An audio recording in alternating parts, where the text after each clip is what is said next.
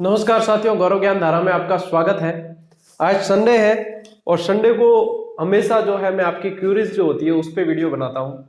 काफी समय से एक सवाल जो आ रहा है बार बार, वो है करंट अफेयर्स से संबंधित कि सर समसामयिकी कब से पढ़नी है, कैसे पढ़नी है, करंट अफेयर्स को कैसे तैयार करना है, क्या आप इसकी क्लासेस देंगे या नहीं, जो भी है उन सब से संबंधित आज ये वीडियो है कि आपको वरिष्ठ अध्यापक में और स्कूल व्याख्याता में करंट अफेयर्स कैसे पढ़ना है, क्या क्या तैयार करना है, कितना पढ़ना है, किन चीजों पर विशेष जोर देना है, उससे संबंधित बातें इसमें बताऊंगा मैं। साथियों, बिना समय को गवाए सीधा मुद्दे पे आते हैं। सबसे पहले आपको ये चीज समझनी होती है कि आपने अभी तक देखो ये डिसाइड तो कर चुके होंगे कि आप वरिष्ठ अध्यापक दे रहे हैं या स्कूल व्याख्याता। यदि नहीं किया है तो अब भी बिना किसी देर किए 2-3 दिन भले और ले लो, लेकिन ये डिसाइड कर लो कि आपको तैयारी कौन सी करनी है। बार बार किसी के पोस्ट देखकर और दोस्त देखकर मत बदलना। मैं हमेशा कहता हूं अपने लक्ष्य को, जो एक लक्ष्य है उसको निर्धारित कर दो और उसी के लिए लग जाओ। फिर बार बार इधर उधर भटकना नहीं है। तो अभी तक जो डिसाइड कर चुके होंगे उन्हें बहुत अच्छे से पता होगा कि वो किसकी तैयारी कर रहे हैं और किसके प्रति उनका समर्पण है। तो इसमें आप सभी को बताना चाहूंगा, जैसे आपको पता भी होगा कि स्कूल व्याख्याता के अंदर पहले तो इन दोनों में डिफरेंस समझना कि इन दोनों के अंदर समसामयिकी के अंदर आपको क्या डिफरेंस है। तो स्कूल व्याख्याता के अंदर आपको जो समसामयिकी पढ़नी होती है वो भारत और विश्व यानी कि पूरी आ गई, ठीक है। और यहाँ पे जो है वरिष्ठ अध्यापक में वो आपको राजस्थान की पढ़नी है। तो राजस्थान की आपको यहाँ पे तो समसामयिकी राजस्थान की घटनाक्रम पढ़ना है और यहाँ पे भारत और विश्व का पढ़ना है। अब इसमें भी देखो लगभग यहाँ पे 10 प्रश्न आपके यहाँ भी बनते हैं और लगभग 10 प्रश्न यहाँ भी बनते हैं। एक बहुत अहम रोल होता है करंट अफेयर्स का और इसीलिए करंट अफेयर्स के लिए जो है विद्यार्थी पहले से चिंतित रहते हैं कि सर कब से पढ़ना है, कहीं हम इसके मामले में पिछड़ ना जाए। तो एक दो चीजें तो ये यहाँ से क्लियर हो गई कि आपको ये चीज यहाँ से पढ़नी है। अब देखो ऐसा है कि अभी जैसे विज्ञप्ति आई नहीं है और अभी जो आपका जो समय है वो कंसेप्ट क्लियर करने का है और बहुत सारे सब्जेक्ट है तो उन सभी को एक बार मतलब फटाफट कवर करने का है कि आप कितना उसको समझकर कवर कर लेते हो।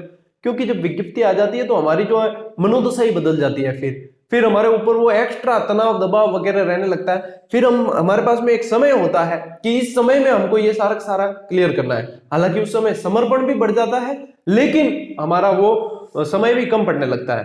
तो अभी इसमें ऐसा है कि जैसे आपको सजेस्ट करते हैं सभी कि इसमें डेली न्यूज़पेपर जरूर पढ़ना चाहिए। ये है, देखो मैं एक चीज टू बी ऑनेस्ट जो कहता हूं, दिल से कहता हूं, खुली चीज कहता हूं और एग्जाम में सिलेक्शन के लिए क्या जरूरी है वो चीज बता देता हूं।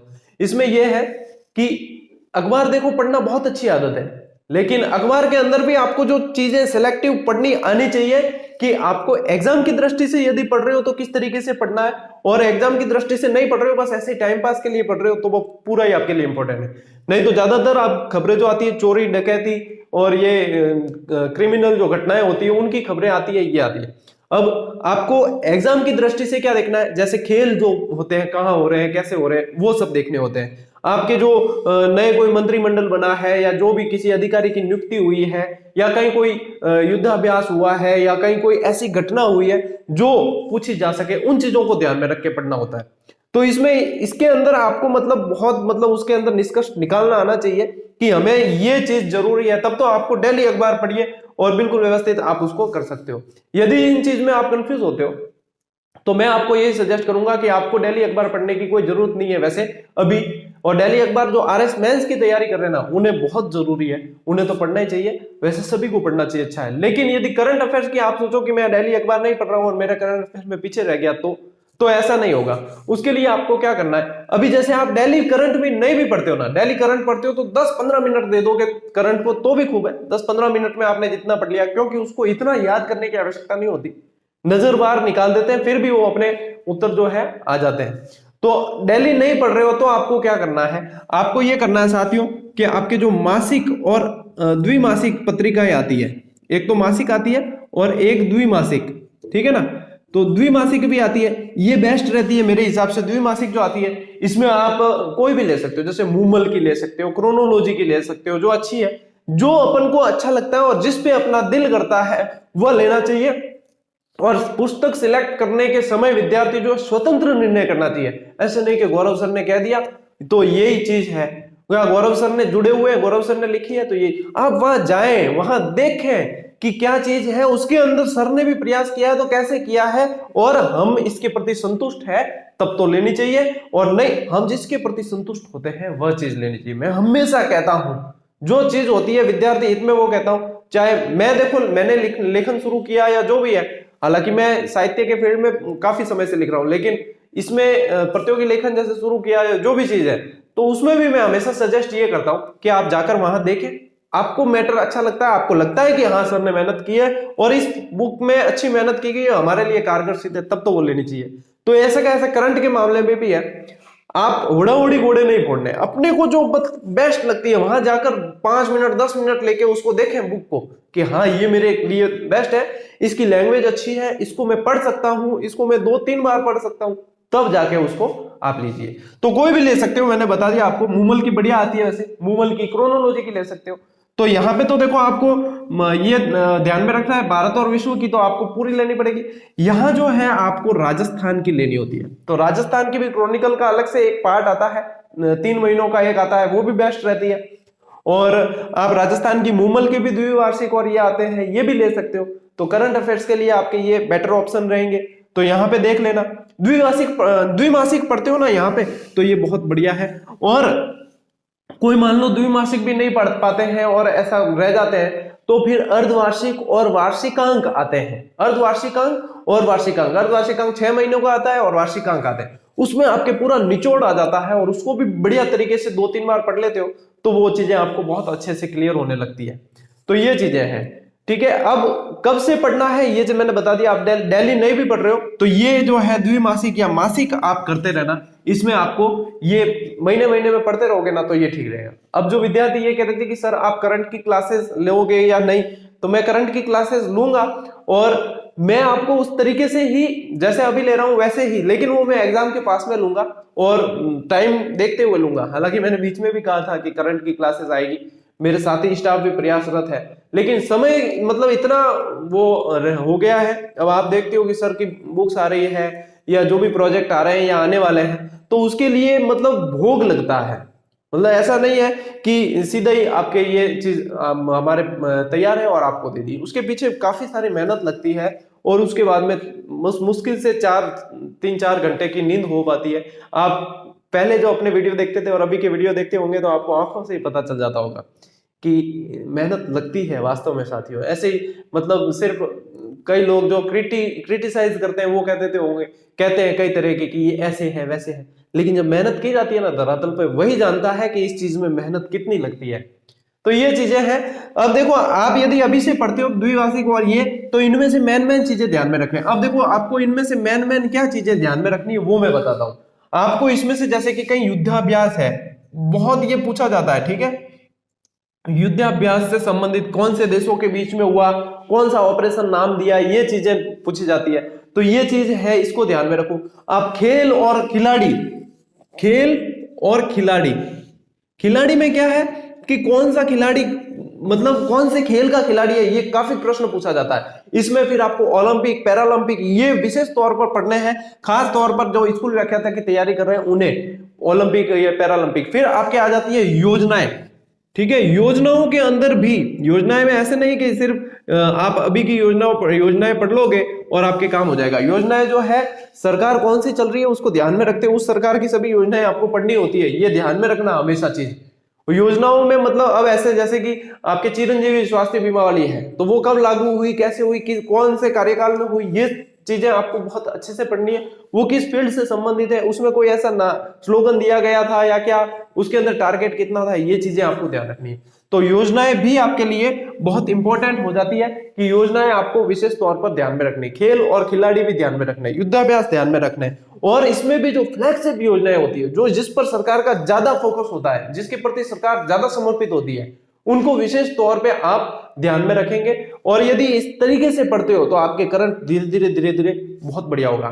फिर जो फेर बदल होते हैं, जैसे मंत्रिमंडल में फेर बदल हुए वे, फिर आपके जो नए अधिकारी नियुक्त होते हैं, तो ये बदलते रहते हैं, और जो लेटेस्ट अधिकारी नियुक्त होता है ना, उसे बहुत अच्छी तरीके से ध्यान में रखना।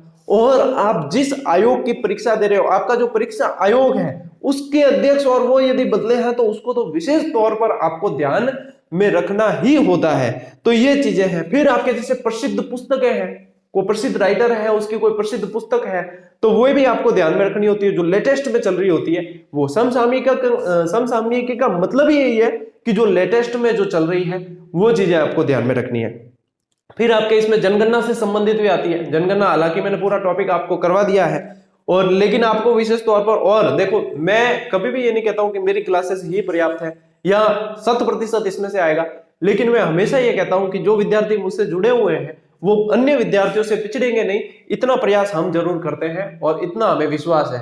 लेकिन अपने स्तर पर साथियों, मैं आपके लिए मतलब एक शिक्षक जो होता है वो रुचि पैदा करता है पढ़ने के लिए। मैं आपके लिए पढ़ना एक तरीका, एक जो वो होता है विकसित करना जो तरीका होता है वो मैं विकसित कर देता हूं। आपको काफी सारी चीजें याद करवाने की कोशिश कर लेता हूं, लेकिन कभी भी ये मत सोचना कि जीके जो है वो अथाह और अनंत है। कभी भी इसमें पर्याप्तता नाम की चीज आती नहीं है। तो जीके अपने आप में मतलब मैं पढ़ा रहा हूं ना, मैं भी परिपूर्ण हुई नहीं और मैं कभी परिपूर्ण होगा ही नहीं, ऐसा मैं मानकर चलता हूं। अनंत है, पढ़ते जाओ बस। लेकिन यह है कि सिलेबस को देखकर पढ़ो, और सिलेबस में आपको लग जाएगा कि हाँ पिछले पेपर देखो कि इन पेपर के अनुसार ये इतने सवाल बनते, ऐसे बनते, यहाँ पे मेरी पकड़ अच्छी है, अब मैं दायरा बढ़ा सकता हूँ कि नहीं बढ़ा सकता। जब तक आपका सिलेबस कवर नहीं हो तब तक आप दायरा नहीं बढ़ा सकते। जब सिलेबस पूरा कवर है, आपके उस पर कमांड हो चुकी है, तब उसके बाद में आप दायरे को बढ़ाइए, बहुत अच्छी तैयारी होगी और भी एक्स्ट्रा नॉलेज आपको मिलेगा। ये होते हैं तैयारी करने के एक जो चरण होते हैं व्यवस्थित, वो ये होते हैं। तो ये चीजें हैं साथियों जो आपको विशेष तौर पर ध्यान में रखनी है, जो मैंने आपको बता दिया। इसके अलावा यदि देखो कई विद्यार्थी ये पूछते हैं कि सर प्रतियोगिता दर्पण हम पढ़े या नहीं, तो देखो प्रतियोगिता दर्पण खास तौर पर मैं उन्हें सजेस्ट करना चाहूंगा जो आरएस मेंस की तैयारी करते हैं, क्योंकि इसके अंदर जो करंट अफेयर्स से संबंधित फैक्ट होते हैं उसके बारे में डिस्क्रिप्टिव भी नॉलेज होता है, तो उनके लिए बहुत बढ़िया है, क्योंकि उन्हें वहां लिखना होता है मेंस में। बाकी आपके जैसे फर्स्ट ग्रेड सेकंड ग्रेड दे रहे हो तो आपके तो सीधे सीधे तथ्य पूछे जाते हैं और तथ्य ही याद करने होते हैं। तो इसके अंदर क्या है कि बहुत सारा मैटर आता है, इसमें आपका समय भी बहुत सारा जाता है। तो मेंस के जो तैयारी कर रहे हैं आरएस मेंस की, उनके लिए तो बेस्ट है, और आपके लिए मैंने जो बताया वो ये बेस्ट है। आप इसमें एक चीज और कर सकते हो कि एक सूजस यदि पढ़ पाते हो तो ठीक है, नहीं तो सूजस सार भी आता है।